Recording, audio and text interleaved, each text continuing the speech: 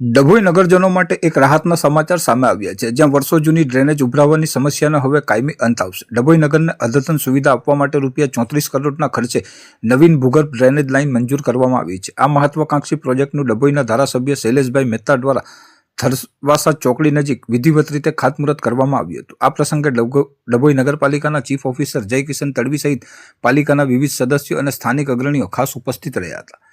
ડભોઈ નગર વિસ્તારમાં લાંબા સમયથી ડ્રેનેજ લાઇન ઉભરાવાના કારણે સ્થાનિક રહીશો અને વેપારીઓ ભારે હાલાકીનો સામનો કરી રહ્યા હતા. આ ગંભીર સમસ્યાના કાયમી નિવારણ માટે સ્થાનિક લોકો દ્વારા તંત્ર અને જનપ્રતિનિધિઓને વારંવાર રજૂઆતો કરવામાં આવી હતી. જનતાના આ ન્યાયી માંગણીને ધ્યાને રાખી સ્વર્ણમ જયંતિ મુખ્યમંત્રી શહેરી વિકાસ યોજના અંતર્ગત ડભોઈ નગરપાલિકાને એક વિશેષ ગ્રાન્ટ ફાળવવામાં આવી છે. આ ગ્રાન્ટમાંથી ₹34 કરોડના માતબર ખર્ચે અદ્યતન ભૂગર્ભ ગટર યોજનાનું નિર્માણ થવા જઈ રહ્યું છે, જેના ભાગરૂપે આજે થરવાસા ચોકડી પાસે ધારાસભ્ય શૈલેષભાઈ મહેતાના વરદ હસ્તે ખાતમુહૂર્ત વિધિ સંપન્ન થઈ હતી.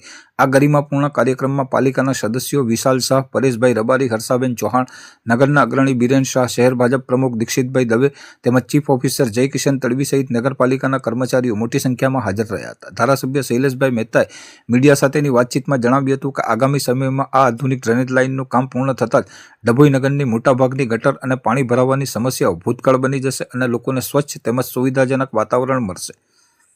ગટરની સમસ્યાઓ, ડ્રેનેજની સમસ્યાઓને ધ્યાનમાં લઈને સરકારે સ્વર્ણમ જયંતિ મુખ્યમંત્રી શહેરી વિકાસ યોજના અંતર્ગત ₹34 કરોડ જેવી માત્ર રકમ ડભોઈ નગરને ડ્રેનેજ સિસ્ટમ નવી બનાવવા માટેને આયોજન કર્યું છે. એનું આજે ખાતમુહૂર્ત કરવામાં આવ્યું. લગભગ 65 કિલોમીટર જેટલી આંતરિક અને બાહ્ય ડ્રેનેજ લાઇનની કામગીરી આજ કરવામાં આવશે. 2 વર્ષની મુદત છે અને 2 વર્ષ સુધી ઓપરેશન મેન્ટેનન્સની જવાબદારી પણ કોન્ટ્રાક્ટરની છે. આ કામગીરી પૂરી થતા ડભોઈ નગરની જે ડ્રેનેજની સમસ્યાઓ છે એનો નિકાલ આવશે.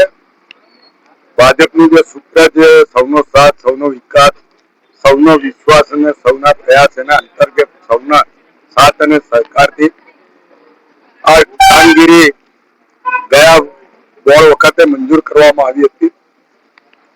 આજે એનું વિધિસર ખાતમુહૂર્ત કરવામાં આવ્યું છે અને 2 વર્ષના ટૂંકા ગાળામાં આ તમામ કામગીરી પૂર્ણ થાય એ સૂચના કોન્ટ્રાક્ટરને આપવામાં આવેલી છે અને 2 વર્ષ પછી નગરની તમામ ડ્રેનેજની સમસ્યાઓ પરિપૂર્ણ થશે અને લોકોને હાલાકીમાંથી મુક્તિ મળશે.